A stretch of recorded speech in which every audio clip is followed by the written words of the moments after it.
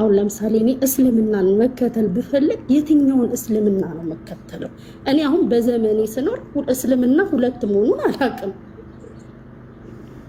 ገባ? አሁን የምሰማው እስልምና ሁለት ምናምን የሚባል ነገር አለና የትኛውን እስልምና ነው መቀበል ያለብኝ? እኔ ትክክለኛው ይሄ ነው ይባላል እና አንዱ ነው ሲቀጥ ኢቭን ይቅርታ አድርግልኝ እሱ አሁን ኢቭን እኔ ስናገር ከስር ብዙ የምጽፉ ልጆች አላችሁ፣ ግን ፕሊዝ በቃ ተው እንደዚህ አይነት ነገር የምር ተው እና እሱ ይህችን ነገር መልስልኝ።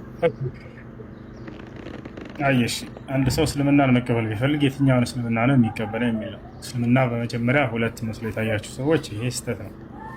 እስልምና አንድ ነው፣ ግን ተለያይተው ያያችኋቸው ወደ እስልምና ራሳቸውን ያስጠጉ ግለሰቦች ሁለት ሆነው ስለታያችሁ ነው።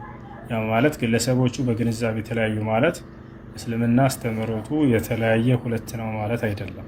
እስልምና የሚለካው በእስልምና በመረጃ ምንጮች በቁርአንና በሐዲስ ላይ ባለው መላእክት እንጂ በሰዎች ግንዛቤና አረዳድ አይደለም። አንደኛ ያን ማወቅ አለብን። አምላክ ከቀደሙ ነቢያት ዘመን ጀምሮ ኢስላምን ሲደነግግ ቆይቷል። እስከ ዘመኑ ፍጻሜም ድረስ ኢስላም ይቆያል። ገብታችኋል? ነገር ግን ራሳቸውን ወደዚህ ሃይማኖት ያስጠጉ ሰዎች በተሳሳተ ግንዛቤ አንዳንዶቹ ከእውነተኛው የእስልምና መንገድ ለቀውና አፈንግጠው ታያላችሁ። ያ ማለት እስልምና ተለያየ ሳይሆን እነዚህ ሰዎች ወደ እስልምና ራሳቸውን ያስጠጉ ሰዎች ተለያይተዋል።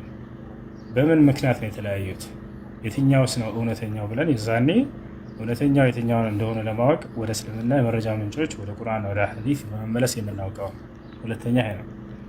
ሶስተኛ ነገር ዛሬ እነዚህ ሰዎች ተለያይተው መታየታቸው አንዱ የእስልምና ትክክለኛነት ማረጋገጫ ነው። ለምን ከተባለ ኢስላም የሚረጋገጠው አንድ ሃይማኖት የሚረጋገጠው ስለ ወደፊት ትንቢትን ይናገራል። ያ ትንቢት በተናገረው መሰረት ደግሞ ይፈጸማል። ይህ የዚያን ሃይማኖት እውነተኛነት ያረጋግጣል። በተለይ ደግሞ የዚህ የመጨረሻ ዘመን ነቢይ የነቢዩ ሙሐመድ ሰለላሁ ዐለይሂ ወሰለም እውነተኛነትን የሚያረጋግጥ ነው። ለምን ከተባለ ነቢዩ ሙሐመድ ሰለላሁ ዐለይሂ ወሰለም በዘመናቸው እነዚህ ሁሉ አንጃዎች ዛሬ ሳይፈጠሩ ወደፊት እነዚህ አንጃዎች ይፈጠራሉ ብለው በትንቢት ቃላቸው ላይ ተናግረዋቸዋል። ቃለ ነቢዩ ሰለላሁ ዐለይሂ ወሰለም افترقت اليهود على 71 فرقة وافترقت النصارى على 72 فرقة وستفترق أمتي على 73 فرقة كلها في النار إلا واحدة قيل من هي يا رسول الله؟ قال من كان على مثل ما أنا عليه اليوم أصحابي وفي رواية أخرى قال هي الجماعة نبي محمد صلى الله عليه وسلم ሲናገሩ ምን አሉ? አይሁዲዎች ለ71 ተከፋፈሉ፣ ሁሉም የእሳት ናቸው፣ አንዷ ብቻ ስትቀር። ክርስቲያኖች ለ72 ተከፋፈሉ፣ ሁሉም የእሳት ናቸው፣ አንዷ ብቻ ስትቀር። ወደፊት ደግሞ የኔ ትውልድ ለ73 ይከፋፈላሉ አሉ፣ ሁሉም የእሳት ናቸው፣ አንዷ ብቻ ስትቀር አሉ። እርሷ ማነች ተብለው ሲጠየቁ ጊዜ እኔና እናንተ ዛሬ ባለንበት መንገድ ላይ የጸኑ ሰዎች ናቸው ብለው ተናገሩ።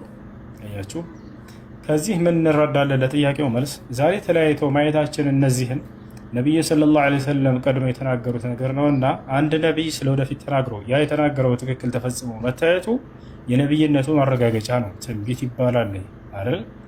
የአንድ ነቢይ የነቢይነቱ ማረጋገጫ ከነቢይነት መሰረቶች መካከል ነቢያት ትንቢትን ይናገራሉ። ወደፊት ያ የተናገሩት ትንቢት በትክክል መፈጸሙ እውነተኛነታቸውን ያረጋግጣል። ባይፈጸሙ ዛሬ ባይታዩ እነዚህ ነበር እንደውም ኢስላም ወይም ነብዩ ሰለላሁ ዐለይሂ ወሰለም ሐሰተኛ ሊያስብላቸው የሚችለው። ምክንያቱም አንድ ነቢይ የወደፊትን ይሆናል ብሎ ተናግሮ በተናገረው መሰረት ሳይፈጸም ቢቀር ሐሰተኛ ይሆን ነበር። ስለዚህ ተፈጸሙ መታየታቸው ኢስላምን የሚያስተች ነገር ሳይሆን የእስልምናን እውነተኛነት የሚያረጋግጥ ነው።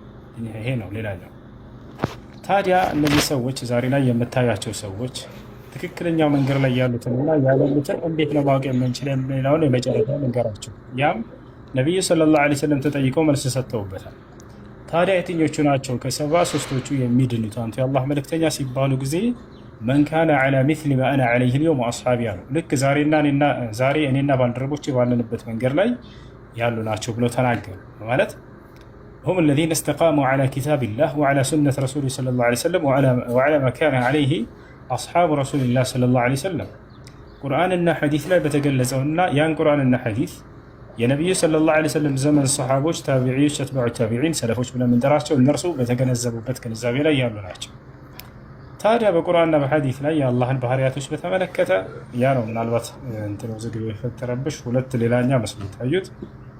እነዚያ ቁርአንና አዎ ሐዲስ ላይ የመጣውን እሱዬ የሚያጸድቁና አይ ቀጥታ አንቀበልም የሚሉ ሰዎች አሉ። ታዲያ እውነተኛ የትኛው ነው ከተባለ አምላክ ስለ ራሱ የተናገረውን አምነው መቀበል ላይ ያሉ ሰዎች ናቸው።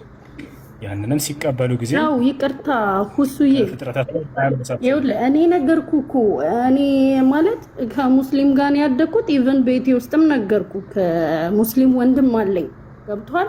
ግን እኔ እስልምና ሁለት አላውቀውም አልኩ እኮ። ግን አሁን ሰሞኑን ነው ያው ይሄ ነገር እያየህ ነው አንተ ሲራገብ ሳይ ነው ይሄን ነገር ማለት የጠየቅኩ መርዝሽን ረጨሽ ላላችሁኝ ሰዎች ከስር ማለት ነው። እኔ ይሄ መርዝነት ምናምን ማለት መጠየቅ ኃጢአት ነው እንዴ? እሱዬ ወንድሜ ታያቸው እነሱ አሁን እየነገሩ አይ ማወቅ ነው እኮ ነው። አሁን ትክክለኛውን መንገድ በቃ የትኛውን ነው መከተል ያለብኝ እስልምናን ከፈለኩ እንዴ? መጀመሪያ እኮ መርምሩ ይላል። ምን ሆናችሁ ነው?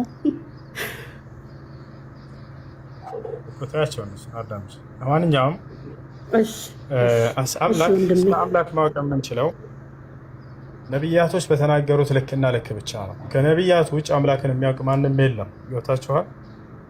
ነቢዩላህ ዒሳ ወይም ኢየሱስ ክርስቶስ መጽሐፋችሁም ላይ እርሱ እኔ አውቃለሁኝና እኔም ገለጽኩላቸው ስለ አንተንም ተቀበሉ እያለ ይናገራል። ስለ አንዱ አምላክ ሊያውቅ የሚችለው ነቢያቶች ናቸው። ነቢያቶች የተናገሩትን አምነው መቀበል ግድ ይላል። ስትቀበሉ ግን ስለ ነቢያት ስለ አምላክ የተናገሩትን አንደኛ ፈጣሪ ከፍጡር ጋር አታመሳስሉትም። ገብቷችኋል አይደል? ለምሳሌ አዳምን በእጆቼ ሰራሁት ይላል። በእጆቼ ሰራሁት አለ። ኦኬ እጅ እንዳለው ታመናችሁ እዛው ቃሉ ላይ እጆቼ ብሎ ስለተናገረ። ግን የፍጡር ጋር የተመሳሰለው በምንድን ነው ከተባለ በስም ነው የተመሳሰለው። ገብቷችኋል? የፈጣሪን እጅ ከፍጡር እጅ ጋር በፍጹም የምታመሳስሉት ነገር አይደለም። ነገር ግን አይ በእጆቼ የሚለውን አልቀበልም ነቢያቶች የተናገሩትን ካላችሁ በነቢያት መንገድ ላይ አይደላችሁም። በነቢያት መንገድ ላይ አይደላችሁም። ገብቷችኋል? ከፍጡር ጋር ለመመሳሰሉ መስፈርቱ ምንድን ነው ከተባለ إذا قال الرجل مثلا يده سبحانه وتعالى كيدي هذا الذي وقع في التجسيم ከፍጡር ጋር የሚመሳሰለው መቼ ነው? የፈጣሪ እጅ ከእኔ እጅ ጋር ተመሳሳይ ነው ባልክ ጊዜ የዛኔ አዎ ፈጣሪን ከፍጡር ጋር አመሳስለዋልና በፍጹም አንተ ካዲ ነህ። እርሱ ፍጥረታትን አይመስልም። ነገር ግን የድሁ ስብሓነሁ ወተዓላ ለይሰት ከየድ ልመክሉቂን የእርሱ የፈጣሪ እጅ ልክ እንደ ፍጥረታት እጅ አይደለም ብሎ ያመነ ሰው በፍጹም ይሄ በትክክለኛ መንገድ ላይ ነው እንጂ ያለው ከፈጣሪ ጋር ፍጥረታትን አመሳስለሃል ተብሎ አይታሰብም። ገባሽ አይደለ? ግን እነዚህ ሰዎች አህባሾችም ሆነው ሌሎች ተከታዮቻቸው አህባሽና ሌሎች ተከታዮቻቸው ምን ይላሉ? እጅ የሚለው ስሙ ራሱ ስለተመሳሰለ ከፈጣሪ ጋር እጅ ብለን አንቀበልም። እጅ ካልክ የግዴታ ተጅሲም ላይ መጣሃል ይላሉ። ላ ይህን ያለው ማን? ከፍጥረታት ጋር ተሽቢህ ላይ ወደቃቸው ነው። የተሽቢህ መስፈርቱ ምንድን ነው? التشبيه هو الذي يقول يده سبحانه وتعالى كيدي ورجله سبحانه وتعالى كرجلي وسمعه سبحانه وتعالى كسمعي وعينه سبحانه وتعالى كعيني የአምላክ አይንና የእኔ አይን አንድ አይነት ነው ተመሳሳይ ነው ካለ ሰውየው ያለምንም ጥርጥር ይሄ ከፍሯል። ፈጣሪን በፍጡር ስለገለጸ ፈጣሪን ከፍጡር ጋር ስላመሳሰለ ነገር ግን ፈጣሪ የራሱ የሆነ መለኮታዊ የሆነ ረቂቅ የሆነ ከፍጥረታት ጋር አይመሳሰልም ያለን ሰው ገር ላይ ነው ያለው። ሌላኛው ነቢያቶች በገለጹላችሁ ልክ ብቻ ነው ስለ አምላክ የምትይዙት። ነቢያቶች ያልገለጹትንስ በራሳችሁ ተፈላስፋችሁ መናገር በአምላክ ላይ ይሄ ክህደት ነው። ይሄ ክህደት ነው። ገብታችኋል አይደል? ነቢያቶች በተናገሩት ልክ ትቆማላችሁ። ወቁፍ ሐይሱ ወቀፈ ልቀውም እነሱ በቆሙበት መንገድ ላይ ትቆማለህ። በቃ ያንተ ኬላ ነው፣ ያ የመጨረሻ ነው። ያንን ወሰን አልፈህ ነቢያቶች ያልገለጹልህን ስለ አምላክ በራስህ የምትገልጽ ከሆነ ከሃዲ ነው የምትሆነው። ገብታችኋል አይደል? የተገለጸውንም ደግሞ ከፍጥረታት ጋር እንዳታመሳሰል። ፈጣሪ በአዳምን በእጁ ሰራው ስለተባለ የእሱ እጅ ስለከኔ ጋር ይህን ይመስላል። እሺ ጥያቄ አለ፣ ይቀጥል።